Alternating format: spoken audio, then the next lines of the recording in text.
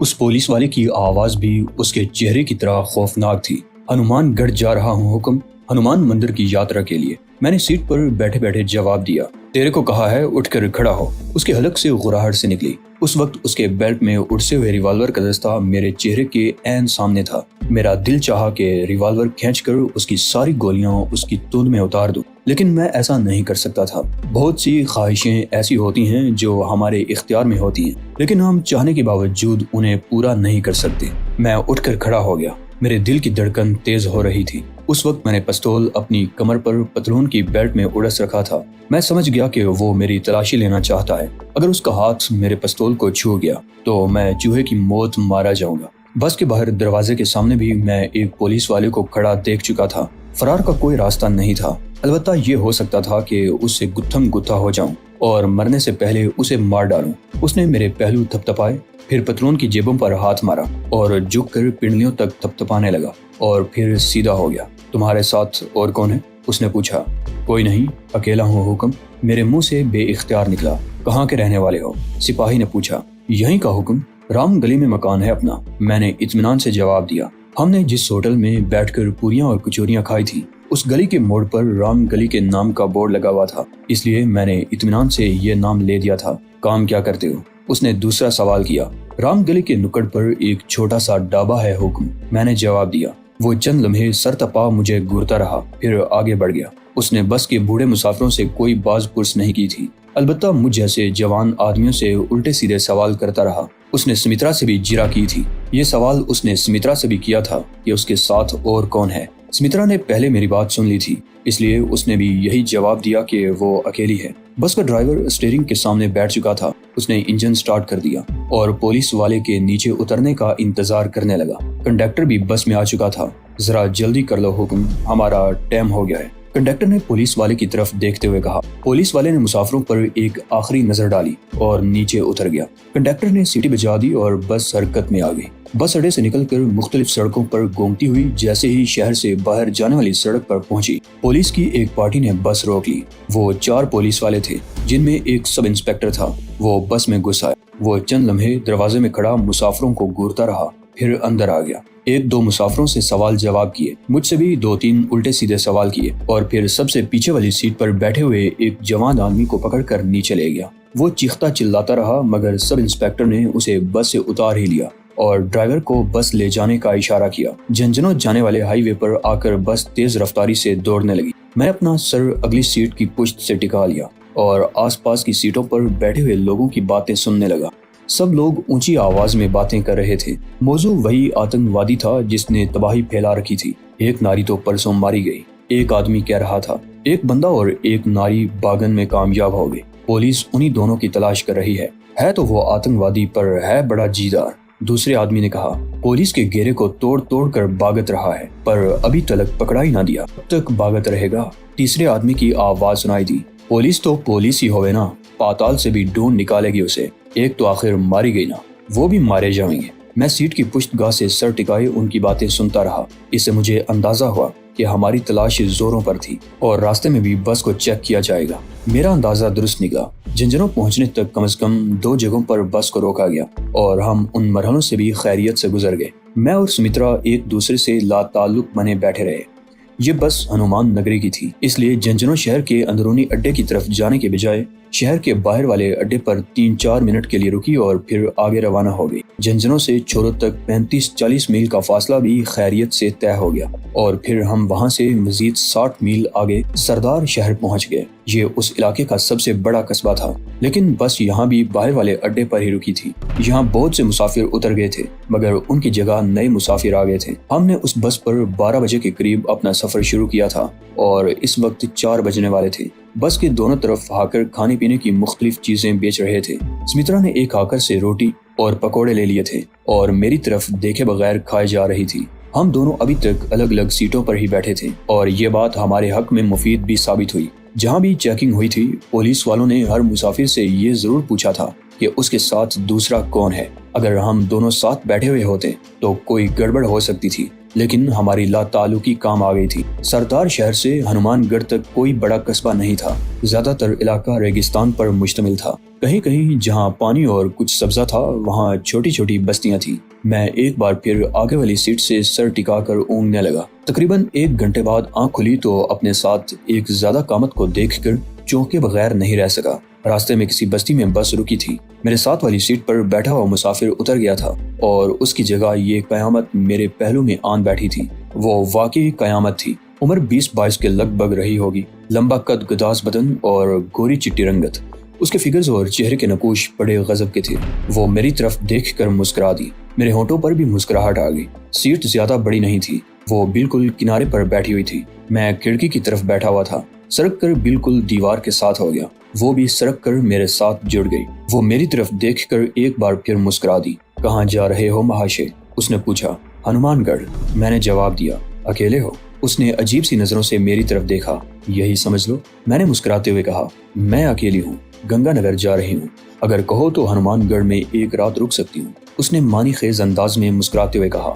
ہنومان گڑھ میرے لیے اجنبی ہے، وہاں میرا کوئی ٹھکانہ نہیں ہے۔ میں نے کہا۔ تم حامی بھر لو، ٹھکانے بہت۔ اس نے کہا۔ ویسے میرا نام کستوری ہے، میں رقاصہ ہوں، یہاں اپنے ماں باپ کے پاس آئی ہوئی تھی، اب واپس جا رہی ہوں۔ کوٹھے پر بیٹھتی ہو؟ میں نے چونک کر پوچھا۔ نہیں، لعنت بھیجتی ہوں کوٹھے والیوں پر۔ اس نے کہا۔ میں تو گنگا نگر کے ایک کلب میں ڈانس کرتی ہوں۔ مجھے اسے غرض نہیں تھی کہ وہ کوٹھے پر بیٹھتی تھی یا شوقیہ طور پر رقص کے پیشے کو اپنائے ہوئے تھی۔ میں تو صرف اتنا سمجھا تھا کہ وہ میری وجاہت اور میری جوانی پر مر مٹی تھی، اس لیے اس نے فوراً ہی میرے ساتھ رات گزارنے کی پیشکش کر دی تھی۔ وہ بد کردار سہی، لیکن ہمیں اس جیسی کسی عورت یا کسی بھی مرد کی ضرورت تھی جو ہنومان گڑھ میں ہمیں رات گزارنے کا ٹھکانہ فراہم کر سکے، کیونکہ یہ بس شام کے لگ بھگ ہنومان گڑھ پہنچنے والی تھی اور شام کے بعد گنگا نگر کی طرف وہاں سے کوئی بس نہیں جاتی تھی۔ اس بس میں کم از کم 40 مسافر ایسے تھے جنہیں گنگا نگر جانا تھا، اور وہ آپس میں مشورہ کر رہے تھے کہ ہنومان گڑھ میں رات کہاں گزاری جائے۔ بس شام کا اندھیرا پھیلنے کے تھوڑی دیر بعد شہر کے نواح میں داخل ہو گئی۔ عمارتوں کو دیکھ کر اندازہ لگایا جا سکتا تھا کہ پنجاب کے سرحد سے چند میل دور یہ راجستھان کا بہت بڑا نہیں تو درمیانے درجے کا شہر تھا۔ لاری اڈا ریلوے اسٹیشن کے قریب ہی تھا۔ خوب گہما گہمی تھی۔ میں نے بس سے اتر کر اپنا سوٹ کیس اتروایا جو چادر میں لپٹا ہوا تھا۔ چادر کے کنارے پکڑ کر میں نے سوٹ کیس پہلے کی طرح پشت پر لاد لیا۔ کستوری کے پاس ایک شولڈر بیگ تھا جو اس نے کندھے پر لٹکا لیا تھا۔ اس کے ساتھ چلتے ہوئے میں نے سمترا کو اشارہ کر دیا۔ وہ ہمارے پیچھے پیچھے چلتی رہی۔ لاری اڈے سے نکل کر کستوری ایک گھوڑا گاڑی پر بیٹھ گئی۔ ہم دونوں اگلی سیٹ پر بیٹھے تھے۔ پچھلی سیٹ پر پہلے ہی سے ایک بوڑھا آدمی بیٹھا ہوا تھا۔ سمترا بھی اس کے ساتھ بیٹھ گئی۔ گھوڑا گاڑی شہر کی مختلف بارونق سڑکوں سے ہوتی ہوئی کچی آبادی کے سامنے رک گئی۔ میں اور کستوری نیچے اتر آئے، جبکہ سمترا نے بھی ہماری تقلید کی تھی۔ اس نے گاڑی بان سے پوچھ کر کرایہ اپنے پلے سے دے دیا۔ بستی کے ساتھ ایک مندر بھی تھا جس کے گیٹ میں بتیاں جل رہی تھی۔ کستوری اس مندر کے ساتھ ایک کشادہ گلی میں مڑ گئی اور تقریباً 20 گز کا فاصلہ طے کرنے کے بعد مندر کے پچھواڑے ایک اور تنگ سی گلی میں مڑ گئی۔ میں نے اس گلی میں مڑتے ہوئے گردن گھما کر پیچھے دیکھا۔ سمترا بھی اسی طرف آ رہی تھی۔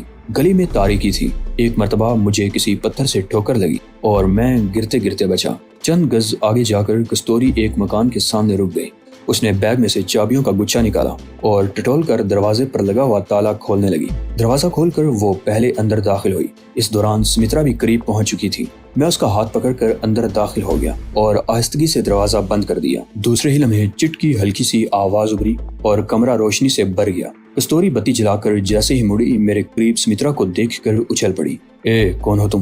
اندر کیوں آئی ہو؟ اس کے منہ سے ہلکی سی غراہٹ نکلی۔ گھبراؤ نہیں، یہ میری دوست ہے اور تمہاری طرح ایک ماہر فن رقاصہ ہے۔ میں نے کہا مگر تم نے تو کہا تھا کہ تم اکیلے ہو۔ اس نے مجھے گورا۔ اس وقت تو میں اکیلا ہی تھا، یہ اتفاق سے دوسری سیٹ پر بیٹھی ہوئی تھی۔ بس سے اتر کر ہمارے پیچھے پیچھے آ گئی ہے تو تمہیں پریشان ہونے کی ضرورت نہیں ہے۔ یہ بیچاری بڑی معصوم اور مظلوم ہے، بالکل مداخلت نہیں کرے گی، اسے گونگی اور بہری سمجھ لو۔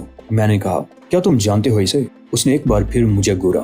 میں نے کہا نا کہ میری دوست ہے، میں نے جواب دیا۔ بس میں ہمیں الگ الگ سیٹوں پر جگہ ملی تھی، پھر نہ جانے کب تم میرے ساتھ والی سیٹ پر آ گئی۔ دراصل ہمیں بھی گنگا نگر ہی جانا ہے، رات یہاں گزارنی تھی مگر ہمارے پاس کوئی ٹھکانہ نہیں تھا۔ میں نے تمہاری پیشکش قبول کر لی اور ہم تمہارے ساتھ چلے آئے۔ یہ لڑکی بالکل بے ضرر ہے، تم جس مقصد کے لیے مجھے یہاں لائی ہو یہ اس میں رکاوٹ نہیں بنے گی۔ ویسے بھی اس مکان کے شاید 2 یا 3 کمرے ہیں، یہ ایک کمرے میں پڑی رہے گی۔ ٹھیک ہے، کستوری نے گہرا سانس لیتے ہوئے جواب دیا اور سمترا کا ہاتھ پکڑ کر اسے ایک دروازے کی طرف دھکیل دیا۔ تم رات اس کمرے میں رہو گی، تھوڑی دیر میں بازار سے بھوجن وغیرہ لے آؤں گی تو تمہیں بھی کھلا دوں گی، آرام سے رات بھر پڑی رہنا وہاں۔ ہم ایک اور کمرے میں آگئے۔ یہ صاف ستھرا کمرہ تھا، بیڈ پر آرام دہ بستر بچھا ہوا تھا، فرش پر دری بچھی ہوئی تھی اور 2 کرسیاں بھی پڑی ہوئی تھی۔ آتش دان کے کارنس پر آرائش کی چند اور چیزوں کے علاوہ ہنومان کی پیتل کی ایک مورتی بھی رکھی ہوئی تھی۔ بیٹھو، میں شنکر کو بلاتی ہوں تاکہ وہ ہمارے لیے کھانا وغیرہ لے آئے۔ کستوری نے ایک کرسی کی طرف اشارہ کیا اور مکان سے باہر چلی گئی۔ اس کی واپسی میں 10 منٹ سے زیادہ نہیں لگے تھے۔ وہ میرے سامنے بڑی بے حجابی سے پلنگ پر بیٹھ گئی۔ میری نظریں بار بار اس طرف اٹھ رہی تھی۔ کستوری بتا رہی تھی کہ وہ ایک کاشتکار کی بیٹی ہے، اسے بچپن ہی سے ناچ گانے کا شوق تھا۔ ذرا بڑی ہوئی تو اس نے ہنومان گڑھ ہی کے ایک گروہ سے رقص اور گائکی کی باقاعدہ تعلیم حاصل کی۔ 16 سال کی عمر میں اس نے سب سے پہلے یہیں کے ہنومان مندر میں اپنے رقص کا مظاہرہ کیا۔ کچھ عرصہ تک وہ مندر میں ہی اپنے فن کا مظاہرہ کرتی رہی، پھر اپنے غریب ماں باپ کی مالی امداد کے لیے ایک مقامی ہوٹل میں ڈانس پروگرام کرنے لگی، مگر مندر کا پجاری گلاب سنگھ اسے دوبارہ مندر میں لے آیا۔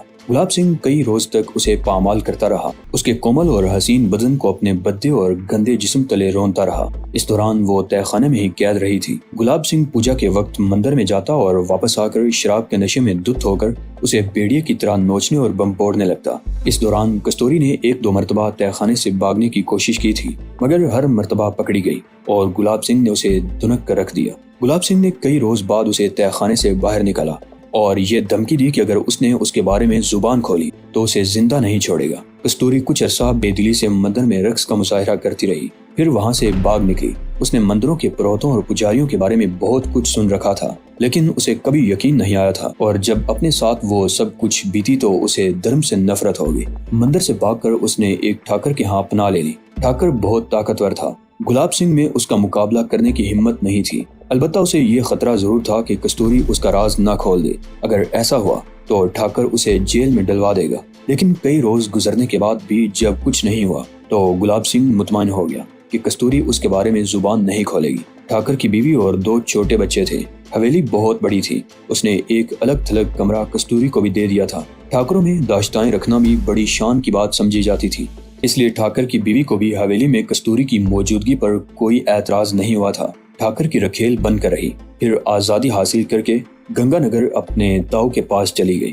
گاؤں میں ماں باپ کے پاس اس لیے نہیں گئی تھی کہ پجاری گلاب سنگھ پریشان کرے گا، جبکہ گنگا نگر میں تاؤ کے پاس اسے ایسا کوئی خطرہ نہیں تھا۔ میرا وہ تاؤ دراصل میرے پتا جی کا چچا زاد بھائی ہے، کستوری بتا رہی تھی۔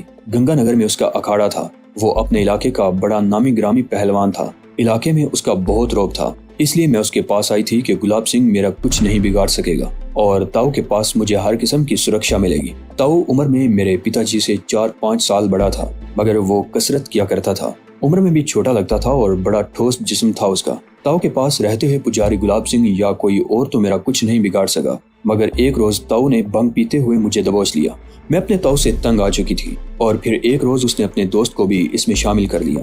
بلیر سنگھ ایک ہوٹل کا مالک تھا، وہ بھی بہتی گنگا میں ہاتھ دھوتا رہا اور پھر وہ مجھے تاؤ کے قبضے سے نکال لے گیا۔ بلیر سنگھ ہمدردی کی بنا پر مجھے تاؤ کی شکنجے سے نکال کر نہیں لایا، اس کے اپنے کچھ مقاصد تھے۔ اس نے اپنے ہوٹل میں سٹیج تیار کروایا اور مجھے وہاں رقص کر کے گاہکوں کا دل بہلانے لگا۔ ہنومان مندر کے پجاری گلاب سنگھ کو موقع مل گیا، اس نے ایک بار پھر مجھ پر قبضہ جمانے کی کوشش کی۔ وہ مجھے زبردستی یہاں سے لے جانا چاہتا تھا، مگر بلیر سنگھ کے ہاتھوں مارا گیا۔ بلیر سنگھ بھی گرفتار ہو گیا اور اسے قتل کے جرم میں عمر قید کی سزا ہو گئی۔ میرا خیال تھا کہ اب مجھے ان جمیلوں سے مکتی مل گئی ہے، مگر میری یہ آشا پوری نہیں ہوئی۔ بلیر سنگھ کا بیٹا رگبیر سنگھ شاید بہت عرصہ سے کسی ایسے ہی موقع کی تلاش میں تھا، اسے یہ بھی حیا نہیں آئی، وہ بے غیرت باپ کی طرح میرے جسم سے کھیلتا رہا۔ میں سونے کی چڑیا تھی، رگبیر سنگھ کی ہوس کی آگ بھی بجھاتی اور اس کے لیے کمائی کا ذریعہ بھی تھی۔ میری وجہ سے اس کا ہوٹل خوب چل رہا تھا۔ 1 سال کے اندر اس نے ہوٹل کو نائٹ کلب بنا لیا۔ میں نے 1-2 مرتبہ بھاگنے کی کوشش کی تھی، مگر کامیاب نہیں ہو سکی اور آخرکار میں نے حالات سے سمجھوتا کر لیا، کیونکہ میں جانتی تھی کہ جہاں جاؤں گی میرے ساتھ یہی سب کچھ ہوگا۔ کستوری چند لمحوں کو خاموش ہوئی، پھر بات جاری رکھتے ہوئے کہنے لگی، میں مستقل طور پر رگبیر سنگھ ہی کے پاس رہنے لگی۔ مہینے میں 1 مرتبہ یہاں آ کر ہنومان مندر میں رقص کرتی ہوں، دوسرے تیسرے مہینے ماتا پتا سے ملنے کے لیے گاؤں بھی چلی جاتی ہوں۔ ان کی زمین مہاجن کے پاس گروی رکھی ہوئی ہے۔ وہ 20 سال سے قرضہ ادا کر رہے ہیں، مگر سود بیاج کے چکر میں وہ قرضہ آج بھی اصل سے کئی گنا زیادہ ہے۔ میں اپنے ماتا پتا کی تھوڑی بہت مدد کر دیتی ہوں جس سے ان کا گزارا ہو جاتا ہے۔ میں 2 دن پہلے گاؤں گئی تھی۔ واپسی پر میرا یہاں رکنے کا کوئی ارادہ نہیں تھا۔ رات 11 بجے ایک ٹرین گنگا نگر جاتی ہے، اس سے چلی جاتی، مگر بس میں تمہیں دیکھ کر میری نیت ڈاواڈول ہو گئی اور میں نے رات یہاں رہنے کا فیصلہ کر لیا۔ لیکن مجھے معلوم نہیں تھا کہ کباب میں ایک عدد ہڈی بھی موجود ہے۔ وہ ہڈی بالکل بے ضرر ہے، میں نے مسکراتے ہوئے کہا۔ کستوری کی باتوں نے مجھے بے حد متاثر کیا۔ اس جیسی جوان اور حسین لڑکی کے لیے عزت کی زندگی گزارنا واقعی بہت مشکل تھا۔ وہ ہوس پرستوں کے ہاتھوں کا کھلونا بنی ہوئی تھی۔ میں نے سمترا کو بھی اسی کمرے میں بلا لیا۔ کستوری نے ناک منہ تو چڑھائی تھی، مگر چند منٹ بعد اس نے سمترا کو قبول کر لیا اور وہ دونوں جلد ہی ایک دوسرے سے بے تکلف ہو گئی۔ سمترا صورتحال کو سمجھ رہی تھی۔ اس کے دل میں ایسی کوئی بات نہیں آئی تھی، بلکہ وہ بڑی خوبصورتی سے کستوری کو شیشے میں اتارنے کی کوشش کر رہی تھی۔ سمترا نے بڑی ہوشیاری سے کستوری سے بہت کچھ معلوم کر لیا تھا۔ ہنومان گڑھ ریلوے جنکشن بھی تھا، یہاں سے ایک لائن گنگا نگر اور دوسری ہٹھنڈر کی طرف جاتی تھی۔ گنگا نگر کے لیے ایک ٹرین رات 11 بجے نکلتی تھی، دوسری صبح 6 بجے، جبکہ ہٹھنڈر نگر کے لیے ایک ٹرین صبح 5 بجے اور دوسری دوپہر 12 بجے چلتی تھی۔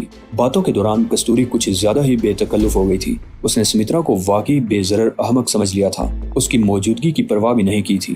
میں نے 1-2 مرتبہ سمترا کی طرف بھی دیکھا، اس کے انداز میں بے چینی اور آنکھوں میں عجیب سی الجھن نظر آ رہی تھی۔ اور پھر باہر والے دروازے پر دستک کی آواز سن کر کستوری مجھ سے الگ ہٹ گئی۔ شاید شنکر کھانا لے آیا ہے۔ وہ بیڈ سے اٹھ کر دروازے کی طرف بڑھتے ہوئے بولی، بڑی حرافہ عورت ہے، جلد سے جلد اس سے پیچھا چھڑانا ہوگا۔ سمترا نے میری طرف دیکھتے ہوئے سرگوشی میں کہا، بس آج کی رات، صبح ہوتے ہی ہم یہاں سے نکل جائیں گے۔ میں نے جواب دیا۔ آنگن میں قدموں کی آہٹ سن کر ہم خاموش ہو گئے۔ چند سیکنڈ بعد کستوری ایک اور آدمی کے ساتھ اندر داخل ہوئی۔ وہ آدمی درمیانے قد اور باری برکم جسم کا مالک تھا۔